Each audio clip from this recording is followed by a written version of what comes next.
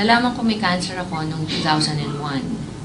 Nasa Amerika kami noon ng mama ko, siya yung may sakit. Unfortunately, for me, ako pala yung may sakit, hindi siya. So, yun nga, natuklasan ko na may cancer ako, stage 2 siya. Siyempre, when you discover you have cancer, natural na magpapakimo, magpaparadiation, lahat yon ginawa ko. Pagkatapos, isa sa matinding side effect ng chemotherapy is bumabagsak yung immunity sa katawan mo. So, talagang prone ka sa sakit and everything. Doon ko na-discover yung barley.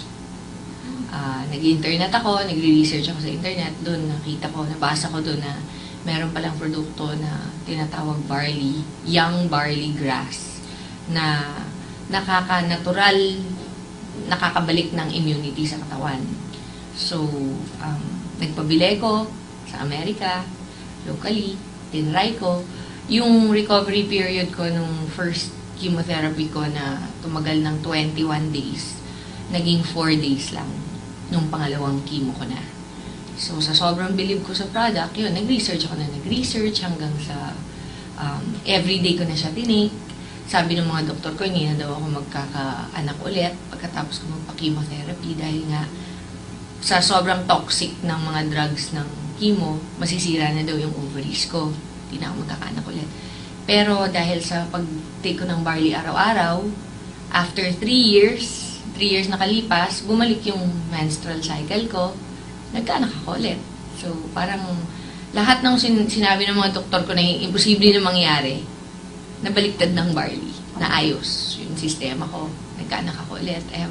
Ngayon, meron akong 4-year-old na anak na lalaki. So, and every day, hindi ako nagpa-vitamins, hindi ako ang tawag doon yung maintenance meds, wala akong tinitake na gano'n. Tinitake ko lang talaga barley, araw-araw.